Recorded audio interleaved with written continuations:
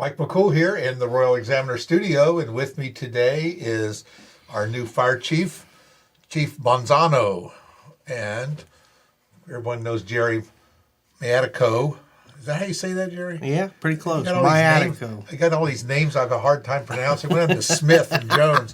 Gerry is our fire marshal. So National EMS Week is coming up, I think, next week. And so I thought I'd get Gerry, the chief, in here, kind of introduce the chief to the community and talk about some things that are going on with our EMS and some secret stuff that Gerry always brings our way. He always has some sort of grant money he's accomplished and goodies he's brought to the fire department. So I'm sure he's got something he's going to talk about. Oh, we can fill it. How much time you want to fill up? Much as you want. We got much as you want. Yeah. So no, a lot of great things going on within the Department of Fire and Rescue Services. And most recent, the department has, with the retirement of Chief Maybe, we are welcoming Chief Bonzano into the organization and the community, and starting back in January, seeing a lot of change and effective change within the organization, and certainly wanted to get him in your studio so the community can meet him. Yeah, he's had one of these jobs where all of a sudden he hit the ground running, and I've seen him at meetings. I think the first day was a board meeting, matter of fact. So, well, Chief, what do you think of Front Royal, Warren County? I love it. I really do. My wife and I were looking to move our family out here. I retired from Arlington in September of 2018. Mm-hmm. So the idea was to move out and to relax and enjoy. And so you got a job. Yeah. So I'm actually loving it. I love the people, the administration, the guys and gals. I've been wonderful both in the firehouse and in the community. I'm really enjoying it. So it's been a blessing. Well, it's good. This retirement's not what it's made up to be. I mean, you got to have stuff to do. Right. It's true. You guys in the fire department and the police department, you retire so young. Yeah. It's a hard life. Let me tell you. Yeah. At least it's good to get out of the city and come out here where the real people are. Yeah.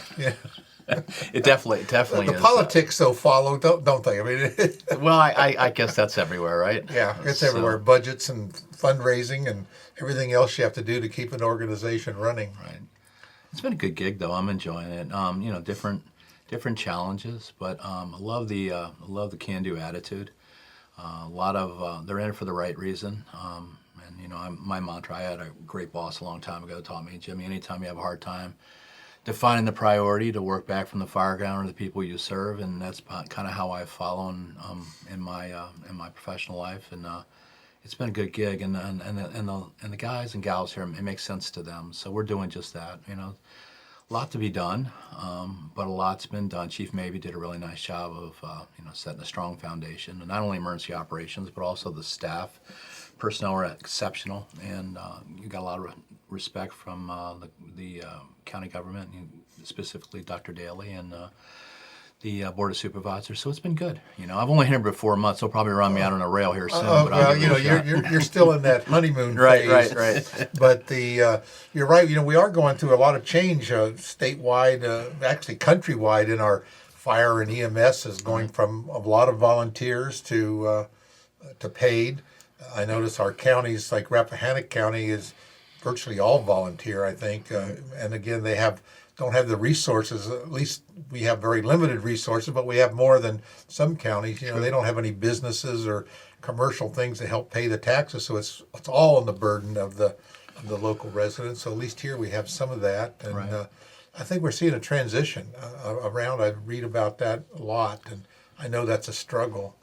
It is, and I think that and your point's well taken. I think volunteerism, across the nation has fallen off, but we're doing our best here. I mean, the one mission philosophy, both career and volunteer, is important. It's particularly endearing to me, and I really want to make sure that we're inclusive in that and trying to bring them aboard. It's been tough, all the competing interests of life, and then you've got COVID and the struggles associated with that, and membership has fallen off, but we're doing our best to drum up, working with the leadership within the volunteer leadership, and they've been really receptive to it, and we're in it together, so we're continuing to work on that.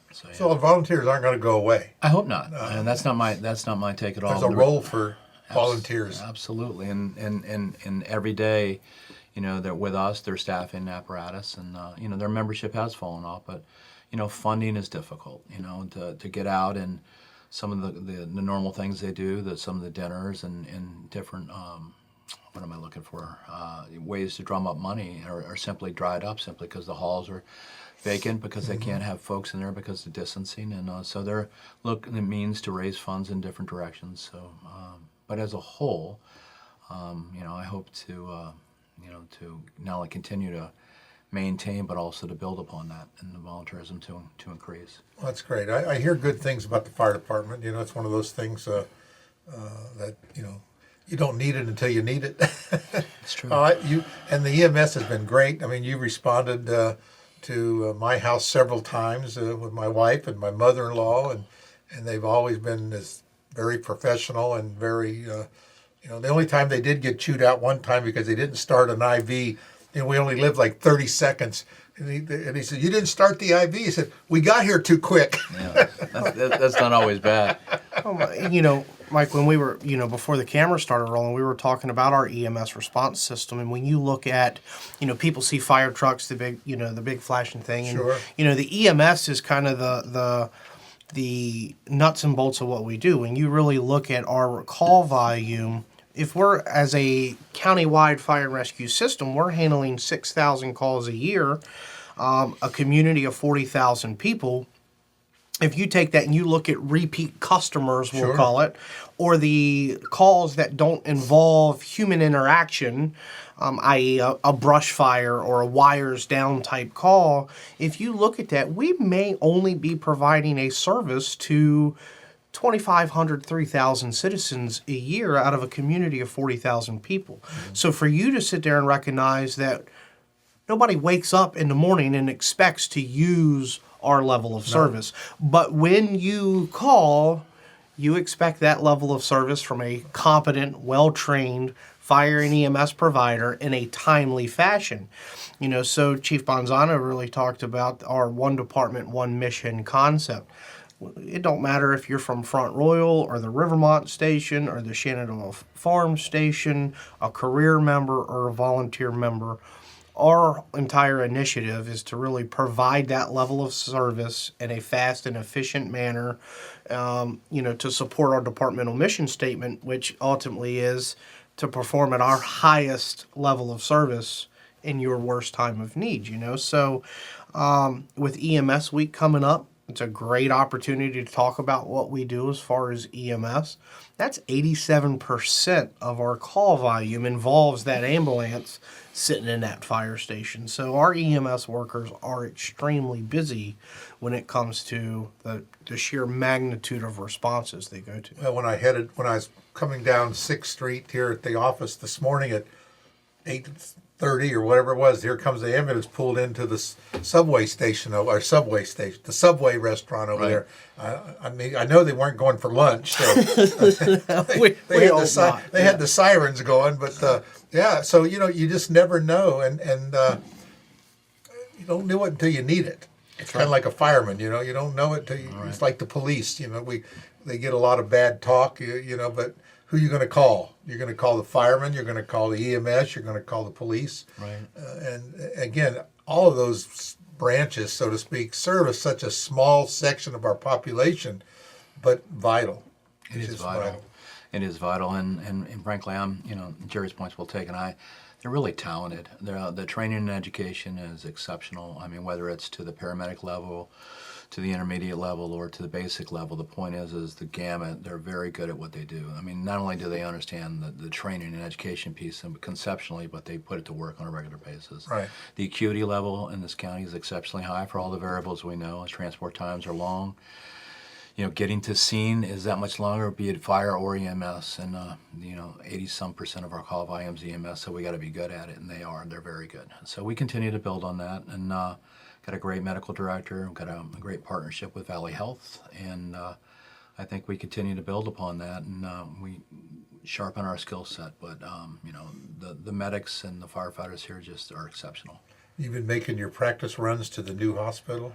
We have. How to get in and out? We have. We actually just had a drill there, 3 days actually. It was working with both our brothers and sisters in blue in the sheriff's office, the the staff at Valley Health, and it was it was nice. It was an active shooter drill. God Right. forbid we ever see that, but we're prepared for it, and we're looking at our response model and how best to serve the community. Right. I had Roger over there in the middle of that. And they tried to throw him on the gurney and haul him to the hospital. Well, no, he's just taking pictures. I was an evaluator, and he walked up and said, "Jerry, give me a comment." I said, "Not today, Rogers." So that was pretty good. But we had a lot of response on that article, and a lot of people appreciated the thing, and it was good to get the press in there to see what's going on and showing the highlights. We got to. If we don't blow our own horn, no one's going to do it. No, and it's not. And it's not the nature.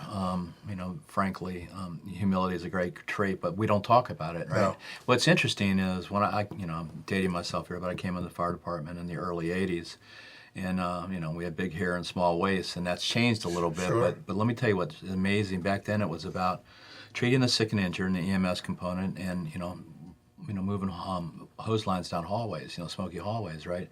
That's changed. What we ask of our employee today to be more of an all hazard model, and they're doing the fire side of the house, they're doing the EMS side of the house, they're doing the tactical medicine piece of the house. We're working on integrated response models in regards to terrorism events, the fire marshal, the prevention side of the house. So it is pretty much all hazard. And what's good about it, and the relationship piece here with both the police department and the sheriff's department is fantastic, because so often we're not making decisions in a vacuum anymore. So often we have to think about integrated response models given the threats that we confront or potentially can see.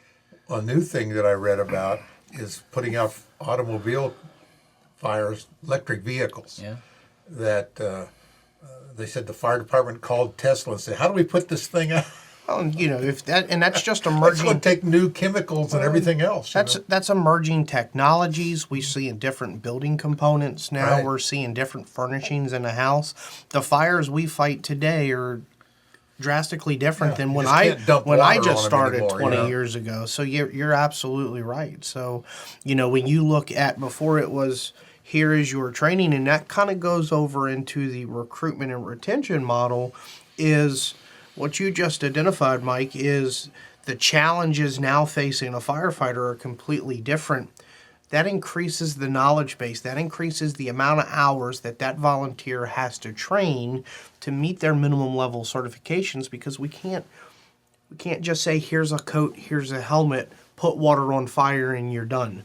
The hazards have changed, which affects our recruitment side, because the training requirements are more extensive today than ever, and it is a large commitment. What Chief identified at the beginning of the discussion is we compete with the daily life of a community member, right? So, and it's not just fire and rescue, it's our civic institutions, our churches. Everybody is struggling for volunteerism. Our side, lives depend on those community volunteers. So we are continually evaluating new and effective ways to provide that training to assist our volunteer stations. Chief talked about the lack of fundraising opportunities because of COVID.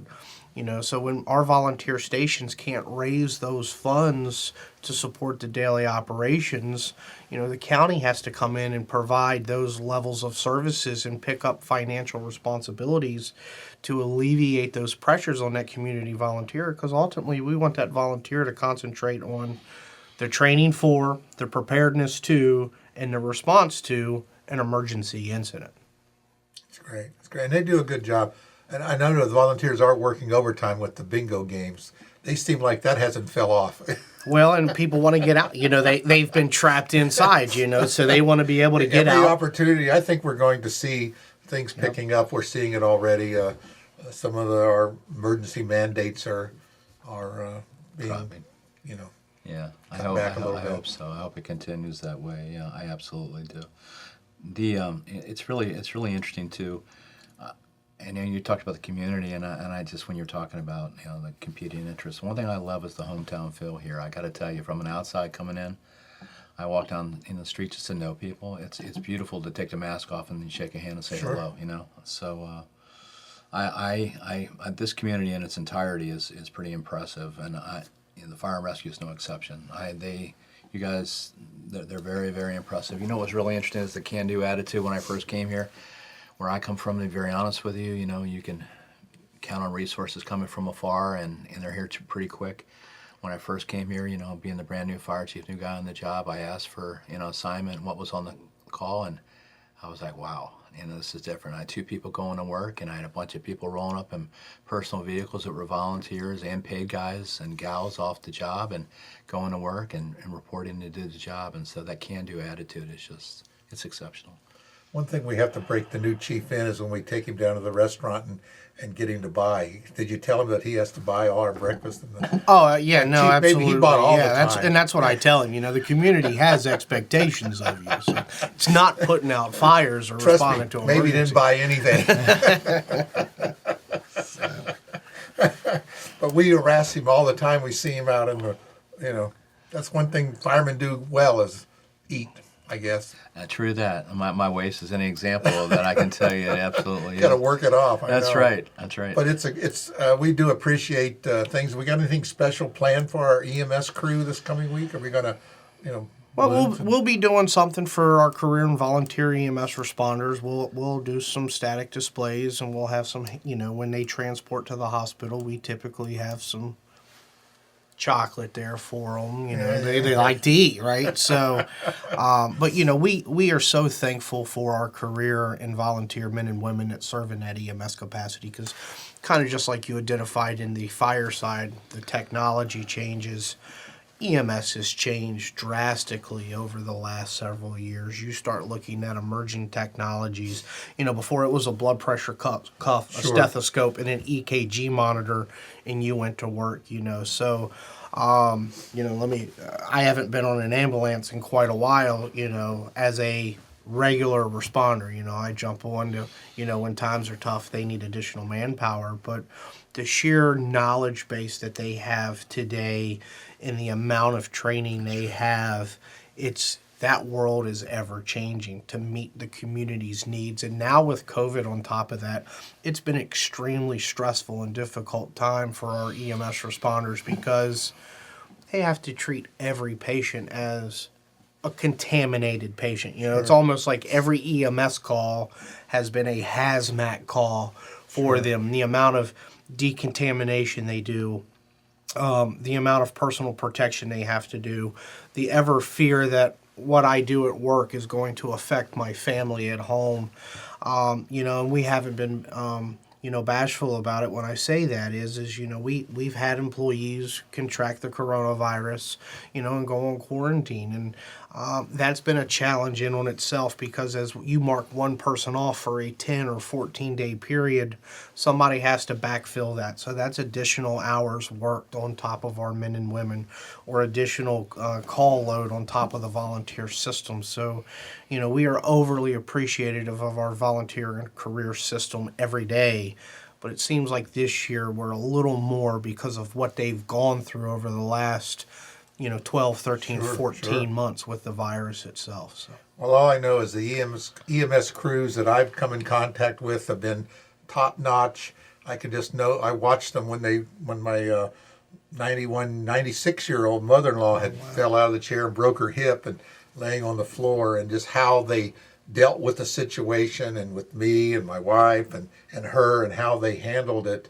There's no way you can pick up somebody with a broken hip. But the way they did it and the care that they gave, you could tell that they were very well trained, and their how do you say, their physical and their emotional state was just top notch. Right. They knew exactly what they had to do. They controlled the situation. They were as polite as you could possibly be, and still had to get out of the way. You know? No, but they did a great job, and every time. So that they were trained, and I think that's the thing we have to have the public be aware that there's a lot of training, and I think our volunteers. Someone said like 300 hours or something to train now. The minimum training and requirement. that's to either be an EMT or a firefighter. That's not to be a EMS combination. Right. If you want to be a firefighter, an EMT, and a driver operator, you're looking at 500 hours of training.